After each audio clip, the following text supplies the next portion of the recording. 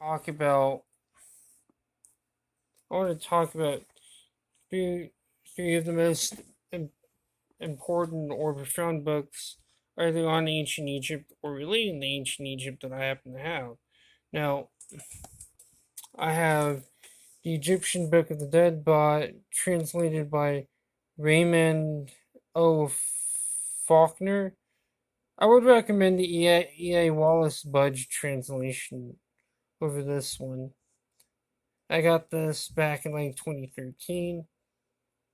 Back when I was still a Christian. I was really interested in this stuff because of the whole Great Pyramid is God's monument in stone rubbish. I'm a neat little book. But I would recommend the E.A. Wallis Budge translation. Yeah, you can see the Vedas. Serpent in the Sky by John Anthony West. I think I got this back in 20 back in 20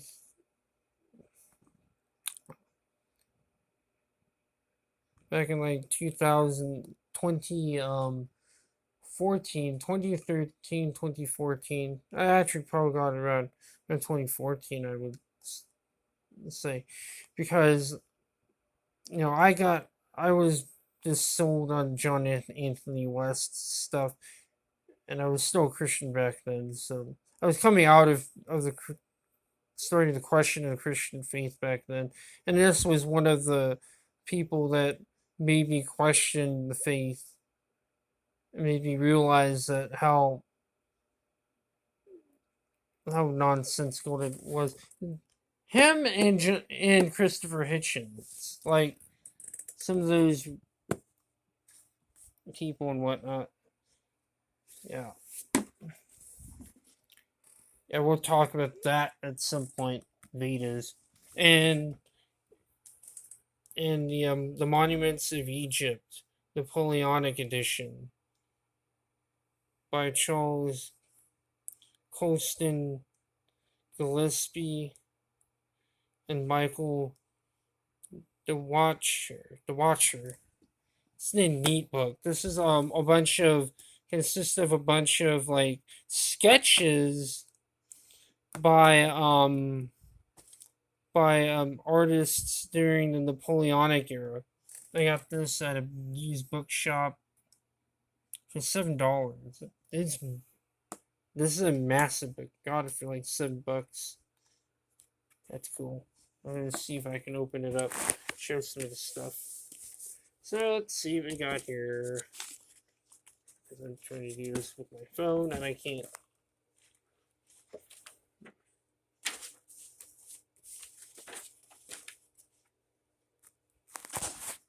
Here's one of them. Kind of neat. I think this is from Seti the First's tomb. It looks familiar. It looks like, and it's the passage of the sun. And you can see the zodiacal signs.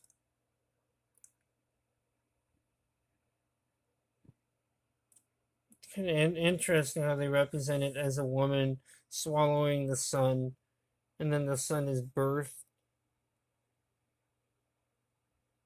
It's very interesting, isn't it? Let's see if I can find another one.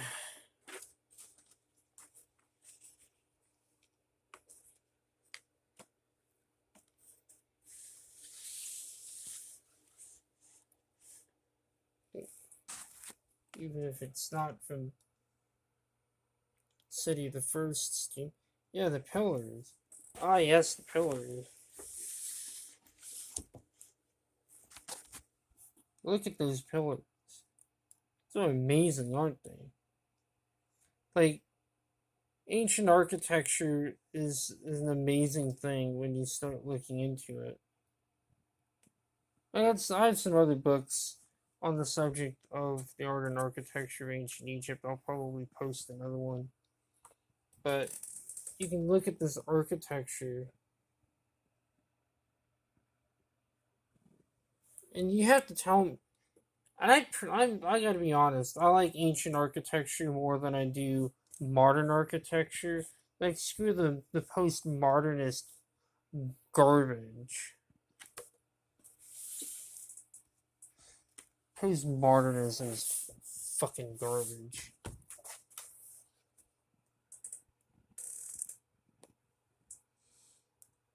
Yeah, look at that. Look at all that.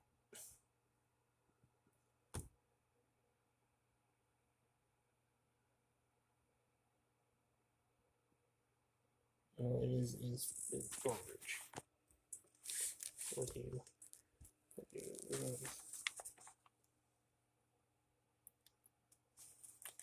And that, I think, is from Luxor. Might actually be from the Luxor temple.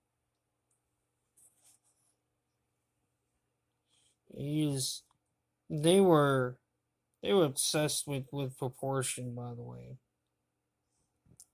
And these people were obsessed with proportion, with mathematics, geometry, and whatnot. I mean, the fact they built pyramids is proof that they were obsessed with the concept of geometry. You don't go and build giant ass pyramid, geometric structures that people assume were tombs. There were tombs. Yeah, I don't know. I don't think so.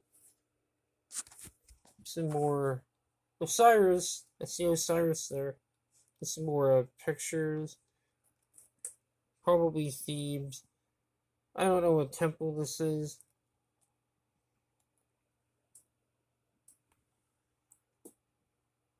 But I think I would be looking at these statues for a long time.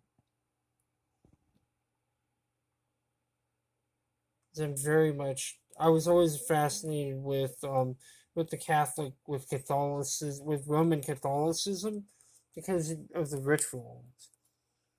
I was always very Temple of Man. There's Luxor.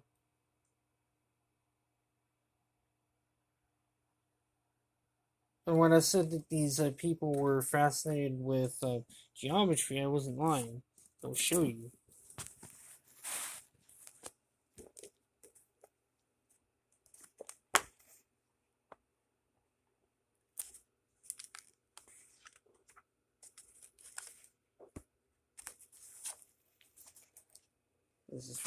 This is from John Anthony West's book.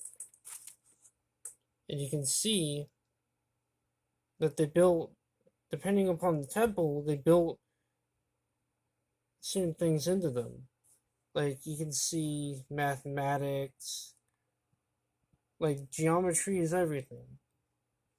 The pyramid is the symbol of perfection, because the pyramid is not too steep, nor is it, or the perfect pyramid is not too steep, nor is it too shallow. It is perfect in all its ways. I just wanted to show you from John Anthony West's Serpent in the Sky, because, this is a nice book just for its diagrams alone, because its diagrams are kind of useful. Like, the pineal gland is somewhere around here. And they intentionally represented that symbolism in art form. And I would recommend people check out Ken Wheeler's channel. It's really cool just to hear another metaphysician, one who's a little bit more knowledgeable than I am. Hey, look, a giant penis! You're just kidding. I'm just being funny. Yeah, I don't know if the Egyptians would very much find my humor to be funny. I'd probably not. I'm not. And we got some of these beautiful illustrations showing the beauty of female statues.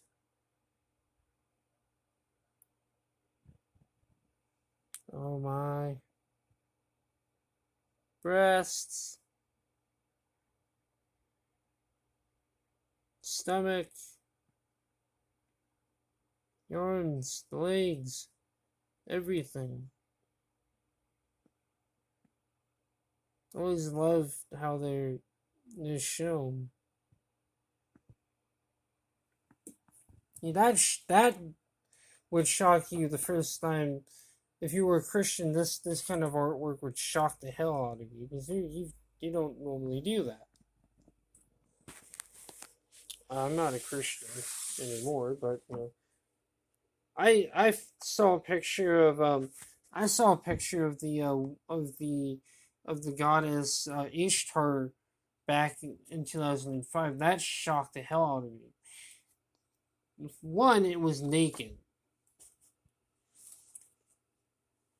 but even more so shocking was the fact that it had talons for feet gripping on the two lions. Pretty shocking imagery. Now this is from the temple from Dendera, which was late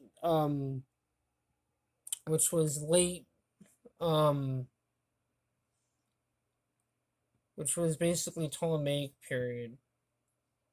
The last final ages of Egypt's, what I would call ancient Egypt, going into modern Egypt, Egyptian history, or classical Egyptian history into modern. You can see some of this stuff here. And this is another one of those astronomical things. Either that, or I think it's the story. I think there's astronomy in here, but there's a story being told. You know. And then this is the famous Babylonian calendar at Dendera.